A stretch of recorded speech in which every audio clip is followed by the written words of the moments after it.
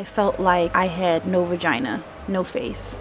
Like I was just a ghost walking around, like trying to hold my soul in, because I had no identity outside of who he tried to make me into. It's really sad. It's just really sad.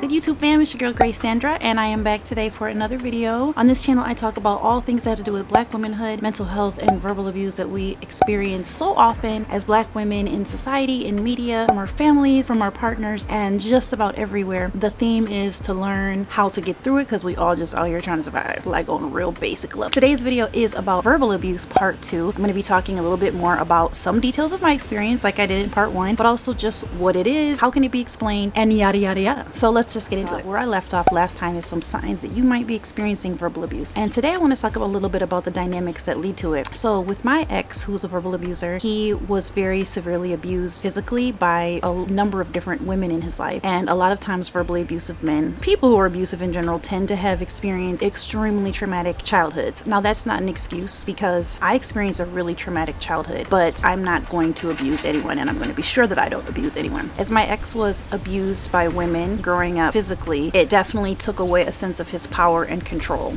Because any child who is physically assaulted again and again and again is going to feel a very huge loss of control. And so that created in him what I believe to be a very deep-seated level of misogyny, a very deep-seated hatred of women that might not have even been on a conscious level. I believe for me it was a red flag that I at some point willingly chose to ignore before we got married, because there was times where I thought, it feels like he's really demeaning to women. But also, as many of us women know, when you're around a lot of men a lot of times who are demeaning to women, it almost seems like a given. And I'm sad that I was at that place in my life. Right now I'm not at that place where I just wouldn't hang out with misogynists. I won't be friends with them. I'm not Facebook friends with them. I just wouldn't associate. But back then I was kind of like, the world is like, you just take it as you go. So my ex, like a lot of men who verbally abuse, and again women verbally abuse too, there's just so much less. And I watched some interviews and listened to some podcasts with Patricia, and she said that out of the 50,000 people she's talked to in her 25-year career about verbal abuse, probably about 40 of them are men who've reached out to her because their wives or girlfriends are abusing them, and all the other 40,000 were women who were reaching out to her because the men were being verbally abusive to them. And so she identifies this dynamic, and again I'm getting this straight from the book and from interviews I've heard from Patricia.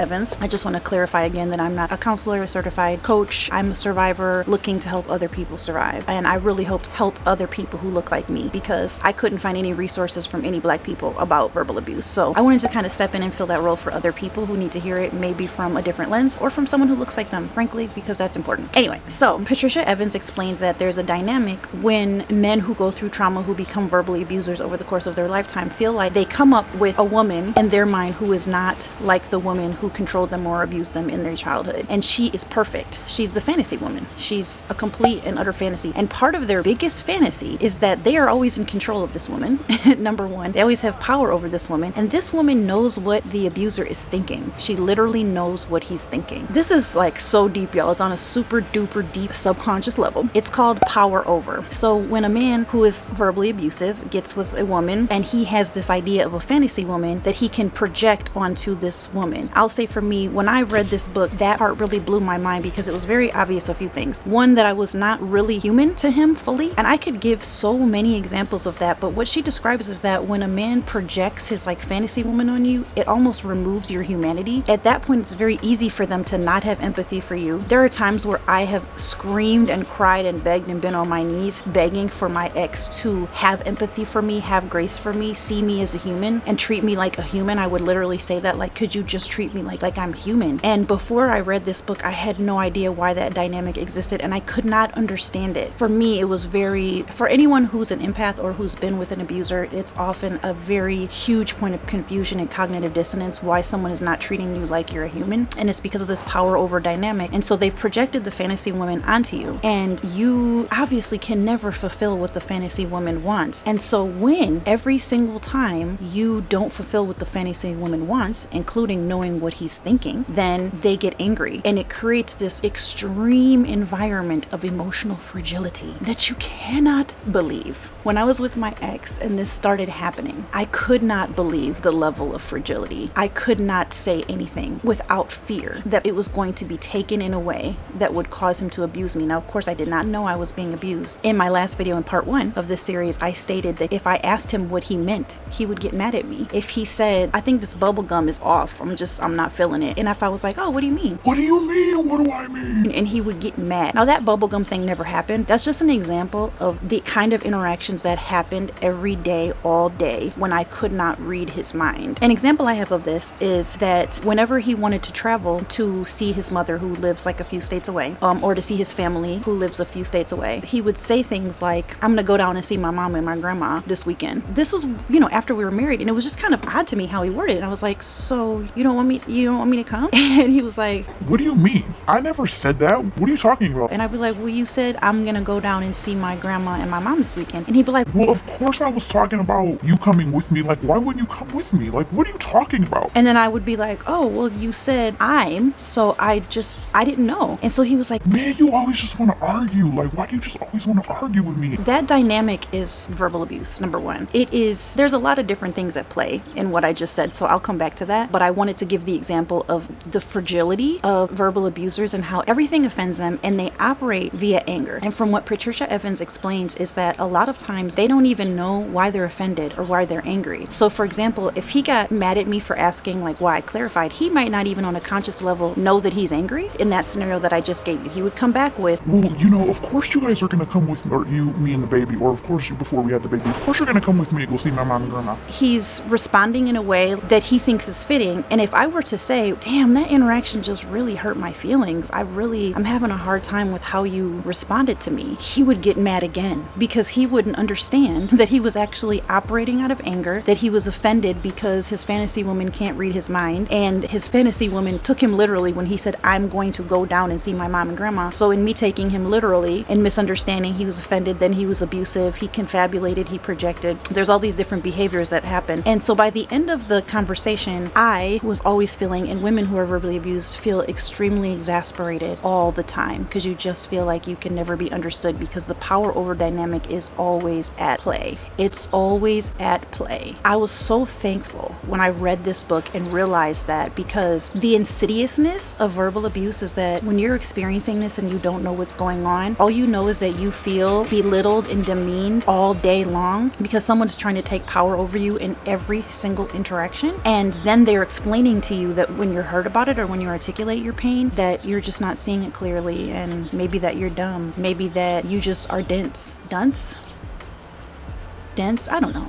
Maybe that you're a dunce. I don't know. Whatever the case, it leads you to a level of emotional torment, especially if they're on a severe level. One of the things I also want to talk about in today's video is about how men typically don't do this until they have clutched the woman. That has usually through marriage. Patricia Evans explains that usually after marriage is when a man will start kicking up the verbally abusive woman, after they know they have clutched the supply, the projection supply, and they have them as a person who will be their fulfillment of the dream girl, I think is what she calls the girl. The dream girl who is their fantasy, who knows everything they're thinking, and will always supply every need without needing any equal power in the relationship, which sounds like a horrible relationship to me. When someone's been operating like that for 30 to 40 years, it just comes naturally. For me, for my situation, my ex and I met, and like a lot of abusers, he told me he loved me very quickly, that he wanted to marry me very quickly. We ended up getting married within 8 months, and even though I was fresh off of almost 15-year marriage, at one point I told him I needed a little bit more time because my divorce finalized in the same year that we actually got married. My divorce finalized on like March 6th, March 6th or something of the year 2015, and we were going to get married in April at a courthouse, and I just was like, I'm not ready for for this? And he was like, no, let's get married. And so I was like, let's just wait till August at least. So I was able to push him back till August. There were a couple times he had some verbally abusive behaviors, but a very skilled verbal abuser will know how to cover that over, which can also be called the mask falling off. In whatever case, I saw it as an anomaly. And when we got married, I swear to goodness, y'all, the verbal abuse started the next morning. Literally the next morning, I was like kissing on him and wanting to have sex with him, and he was just like, what are you doing? And just the tone of his voice automatically like send chills through my body, because I was just like, he sounds like he's mad at me. And I was like, I want to do it. And he was like, we just did it last night. And he looked at me with a very stern face. His demeanor, his tone, even just that statement, like, yeah, so what's the problem? People have sex at night and in the morning a lot of times. It's not rare. Also, it's something that we had done plenty of times when we were engaged. We lived 2 states away, so we were always traveling and seeing each other for like 3 days. So doing it at night and in the morning, again, wasn't a big deal. But all of a sudden, literally on our honeymoon in a hotel the night after we got married, and that was the first sign of that. And I just said, I just want to fool around again or something, because I was kind of taken off guard, but I was like, I'll just lighten it, because there's no reason for this to be like a heavy mood the morning after we were married. But it did for him, and I don't really remember what happened. I don't remember if we did it or not. I want to say that we didn't. But then later on that night, we were like in a hot tub, and I started like again, and this time I was like, I don't want that reaction, so I'm gonna ask him first. And so I was like, do you want to do it? You want to do it right now, like while we're in the hot tub? And he was like, you don't have to ask, Grace. And it was just like, oh my god. It was literally the first time where I felt like, I don't know, it was the first time that I felt really disappointed. Dang, it's just the first day of being like husband and wife, and he's just being kind of snippy. That's what I thought at that time, that was just snippy. From that point on, it just got worse and worse and worse, and Lord, worse. For example, that was twice in one day, but it was a significant day, right? Because it's the day after we got married. But it got to the point where it was about 30 to 50 times a day where we would be having interactions where I felt like I just don't know what to say. I'll never make him happy. I'll never be able to get him to understand me. I can try to explain myself. It's always going to get turned back around on me. It's just a hard feeling. Another thing that happens if you're at the stage where you're just realizing like, yes, maybe I am in a verbally abusive relationship. Yes, maybe these dynamics are at play. Yes, maybe someone is treating me in a way that where it seems like they're always trying to take power over me. What a verbal abuser does is project onto you. And that projection, again, is what they want their dream girl or their fantasy woman to be. And for me, my ex really wanted a woman he wanted a demure woman who was a person of faith, who was very like conservative in thoughts and ideas about everything from abortion to politics, etc. I at that time was becoming more and more liberal and more feminist, and really embracing my feminism in a very strong way, and trying to figure out what does it look like for me to be a person of faith and a feminist, and trying to figure out how feminism, how I really fit into it as a black woman, and is intersectionality feminism really safe for me, so I was really trying to wrestle with all that. But I'm a writer, and I've always been online, not on YouTube, but I've always been online in some way, very heavily using Facebook, Twitter, and Instagram since 2005. Okay, so for 15 years I've lived my life online, writing and talking and asking these questions, which he could see, which he could find out about, which he could have known. But after we got married, he became shocked and shaken, just shocked and shaken that I was so outward about my beliefs. His projection of me being so outspoken and being so feminist was that everything that I did in the name of feminism or whatever was an offense to him. For example, I decided to cut all my hair off back then. I've always had really long hair. This is not my hair, obviously, but I have personally had long hair, and I decided to cut it all off because I just didn't want to kind of bow to American beauty standards. I wanted to go completely, I was already natural, but I wanted to just like cut it all off and have like a short little natural style. When I went ahead and did it, and I asked him several times, are you going to enjoy this? Because, I don't want to get a hairstyle if you're not going to like it. And he was like, no, do you, boo, do you, whatever.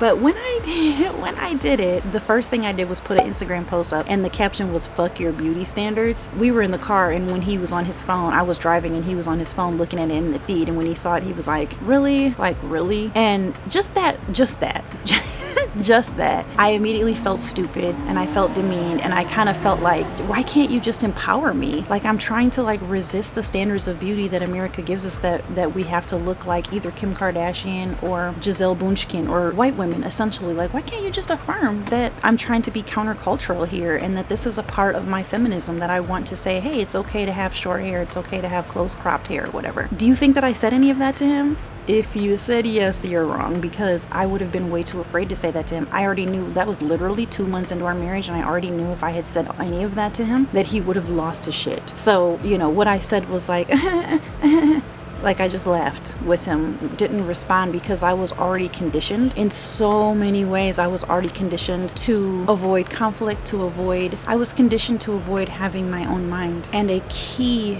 behavior of verbal abusers is that they will constantly tell you what's in your mind. Things like anything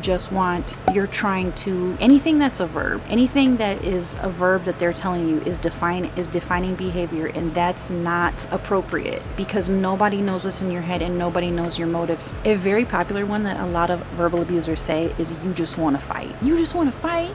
You just want to start a fight. He said that to me so many times. You just want to get on my nerves. You just want to punish me. What else did he used to say? You just want to control me. You want to lord it over me. You always want to bring up the past. I mean, he had some that he said all the time, and probably if we got into an argument today, he would say those same ridiculous phrases. In the beginning, before I knew I was being verbally abused, of course, you do what any sane person does. You try to explain yourself, like, oh, no, I don't. I'm doing this, or I want that. And they are literally turning your words into word salad and doing all these different behaviors that leave you like wanting to pull your hair out or cry or both. Or just give up and just, again, be what he wants, because it just makes it easier. I wanted to talk a little bit more about this dynamic of the power over and the dehumanization process of that. What verbal abuse does that makes it so incredibly painful that people don't really understand is there is a very large dehumanization process. Once I really read through this book and got an understanding, I could think of so many examples of how I felt dehumanized and how I just started to feel like I'm not human.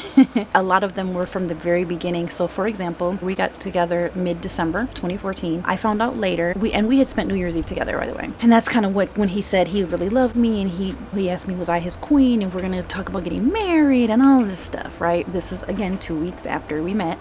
And I was just so like high on love and lust, because I just thought he was like the most beautiful thing I'd ever seen in my life, like a literal chocolate candy bar. I was so asphyxiated with him that I was just not thinking clearly, but also I didn't have a good sense of boundaries then either. I've honestly learned a lot from this relationship. But anyway, I found out later that he started a relationship with this girl in eHarmony on January 11th. She had been somebody he had connected to before he even met me, but they just stopped communicating. The reason I found out is because I ended up seeing an email that he sent to her, and in the email he said, they were just kind of like, hey, what's going on? What are you doing? And she said, how was your New Year's Eve? And he said, oh, my New Year's Eve was fine. I spent it with my boys at a hotel in Naperville. And she's like, oh, that's really cool. I remember having this exact thought when I read that. I was like, he just erased me, because I was with him on New Year's Eve. I was with him and his boys. And then we went back to his parents' house and literally had sex all night until like 6 a.m. And he left that part out of the email to her, interestingly enough. So I just felt erased. It's interesting because that was pretty early on in our marriage when I found that out. That was 8 months in or so. I felt very erased by that. And then the second time that I felt like my humanity was coming into question in a real significant way was we got into a really big argument, and I had sent him a very, very thoughtful email that took me like 4 hours to write, trying to be so careful to say everything in a way that would explain myself, including at the end I copied and pasted an entire paragraph of I love you, just so that he would know, like, hey, I'm feeling some kind of way and I needed to explain this to you, but I want you to know how much I love you. And when he saw the email and when we discussed it, I remember what he said to me. I'll never forget these words. He said, man, I was looking at that email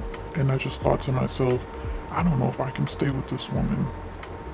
And then he just kind of kept talking, and that was something that really stuck out to me. And I was like, this woman, like, it's just weird that he would refer to me that way. I was pregnant with his child at the time. We'd been married for I think 5 months, maybe 6 months, and he referred to me as just a random woman. Then the next time that I remember thinking about it was just our whole first 6 months of being married. He just didn't seem like he wanted to be there. He made no efforts to move to the same state as I was in, first of all. Very, very, very, very small efforts, but he also didn't show it. If somebody's looking for a job because they want to move in with their pregnant wife, it will show. You'll see it on their face, you'll see it in what they say, you'll see it in their effort, but he was not showing any of that, and he had a lot of hostility when I brought it up because I was getting more and more anxious about having the baby and him not living with us, which is what ended up happening, by the way. He just didn't show that he wanted to be there. And so there was one day where he was home because he would come home on the weekends from his job in Indiana. I looked through his journal, which I know I shouldn't have done, but I was really looking for something to see if he loved me. It was a journal I had bought him, so he wasn't using it that often, but enough. I looked through this journal. It didn't have anything about me, positive or negative. And so then went to the day that we got married, and it said my wedding day.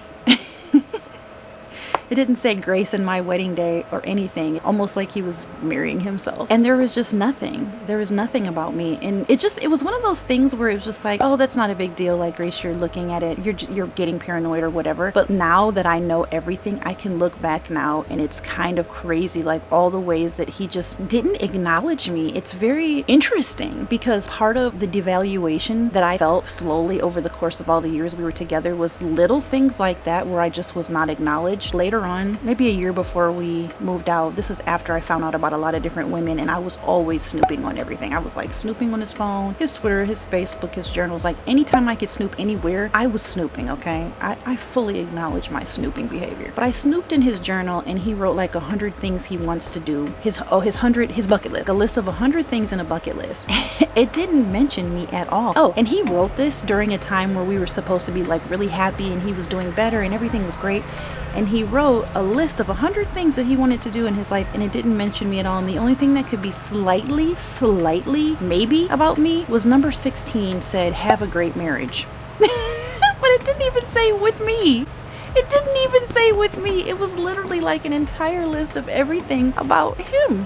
Like he wasn't married to me, like he didn't have a child. I don't even know if it mentioned, I don't remember now, so I shouldn't say, but I don't know if it even mentioned him being a father. And that was just something that like really stuck out to me because I had a sneaking suspicion for such a long time that he didn't view me as a human. Patricia Evans talks a lot about the dehumanization process of verbally abusers because of this power over dynamic and the dream girl dynamic, that they are so easily offended by everything you do and say and ask and just your existence sometimes that you start to feel dehumanized. But if someone else says the same thing to them, if I asked, what are you doing this weekend? And he got angry, like, why are you assuming that I have to have something to do this weekend? You know, things like that are just, it's so out of control. But if a neighbor asked him like, hey, what are you doing this weekend? He'd be like, oh, you know, gonna catch a round of golf or whatever. That's the difference between him seeing someone as human and him projecting all of his subconscious, deep bullshit basically onto me as the object of his disdain. And there were so many times, by the time we had been married a year, by the time I had our daughter a little less than a year, I found out the night before I had the baby about 3 other women. Again, we had been married for 11 months at that time. When I brought it up to him in the hospital because I just couldn't hold it in, up to him after we had the baby, I said to him, it's very obvious to me that you don't want to be married to me anymore. And I didn't have it in me to say, if that's what you want, I'll let you go, because I was so desperately in love with him and so vulnerable, and I just didn't want to. I wasn't ready yet to let go at all. But I said, it's so obvious to me that you don't love me or want to be married to me anymore and that you regret it. And he was so offended by that, so offended. And I said, it seems like you hate me. It literally seems like you hate me. The way you treat me is, it wasn't an indifference. And that was such a deep part of what verbal abuse meant for me, is that there was no indifference. The only indifference he showed was literally to my body. He showed complete indifference to touching me, seeing me naked, ever wanting to have sex with me. Like, it was just complete and utter indifference, no interest whatsoever. That also was dehumanizing. So by the time that I got my hands on this book, in like a year or two had went by where I read all 5 of her books, and I was trying to do things to change him and help him heal. By that time, I felt like I had no vagina,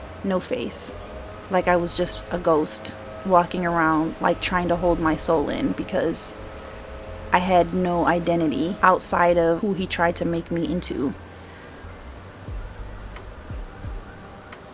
It's really sad. It's just really sad. Okay, so the last thing I'm going to do in this video is just go through a quick list of what the verbally abusive behaviors are, and then I'm probably going to do a part 4 just to like kind of round out this book, because I'm kind of going through the aspects of this book because I don't want to miss anything and I want y'all to get the full benefit. So what I'm going to do is I'm going to give you the list of the 15 verbally abusive behaviors, and then for part 3 I'm actually going to go through them one by one and give very specific examples of each one and how they manifested in my relationship. And at some point I am going to do an entire video on all of the steps I took to free myself from that incredibly toxic, dysfunctional, severely abusive relationship that has left me in literal tatters, and I'm just now starting to pull myself together. We've been separated now for 14 months and our divorce finalized earlier this year in June, and I have been a whole ass hot mess for that entire time up until like a few weeks ago. So I am still, like I said, to be clear, I'm still a survivor who's trying to survive, out here trying to survive and teach other people, because I just have no interest in going another day of my life not helping to educate Black women on this, because it's so obvious to me how often Black women experience this in our lives with our partners and our families and our friends and media and culture. We're just experiencing a level of misogynoir everywhere. So anyway, let me just read these behaviors really quick. Withholding, countering, discounting, verbal abuse disguised as joke, blocking and diverting, accusing and blaming, judging and criticizing, trivializing, undermining, threatening, name calling, forgetting, ordering, denial, and abusive anger. When I tell y'all that every single one on this list I experienced 30 times a day, sometimes it could be through email. Verbal abuse, if you think you wonder if you're in it, well, first of all, yes, you probably are. If you're already to that point where you're wondering, but if you feel like something is a very wrong, sis, listen to your intuition. Listen to your intuition. I wish I had not denied my intuition for so long. Verbal abuse is so unbelievably insidious. People don't know that they're in it. Women can go months and years, and by the time they've realized they're in it, they're literally sick, completely sick. And that is what happened to me. I developed acute stress disorder, then I developed complex PTSD, then I started having huge nervous system issues, then I developed panic attacks which felt like heart attacks. Then, as a result of his abuse, and when he'd be verbally abusing me, by the end it was way more violent and just aggressive, because he didn't give a fuck anymore, because I was divorcing him and he was mad about that. He took offense to that. By the end, my heart would be aching while he would be talking to me, and I would be clutching my chest begging him to stop speaking, because his words became such daggers. So sis, if you think you're in a verbally abusive relationship, start doing the research, start getting all of the help that you feel like you can get. I am offering one-on-ones just as somebody who's been through it. So if you want to do something like that, just send me an email, outheretrynasurvive@gmail.com, where I'm just going to be basically like just charging by the hour, just to help somebody work through and talk through it, because sometimes it is so frustrating. Like, you want to just, when you talk to people who've not been through it before, because the level that they don't listen is so frustrating, and it's so hard, and because it's so difficult to explain that you're going through it, people just are like, oh honey, it'll be okay. They do not give you the help you need. So if you'd like to talk to someone who's a survivor, a very recent survivor, please send me an email at outheretrynasurvive@gmail.com. I will be back with part 3. Thank you so much for listening. Don't forget to subscribe. Please give me a like and share this video on your Facebook page or your Twitter or your IG, because I believe that more people, more Black women need to be thinking about verbal abuse who are not thinking about it yet. Don't forget to sign up for my newsletter, please. That is my #1 thing I'm trying to grow right now, is my newsletter. And my book is available on Amazon. And again, email me if you want one-on-ones. And thank you so much, and I will see y'all on the flip.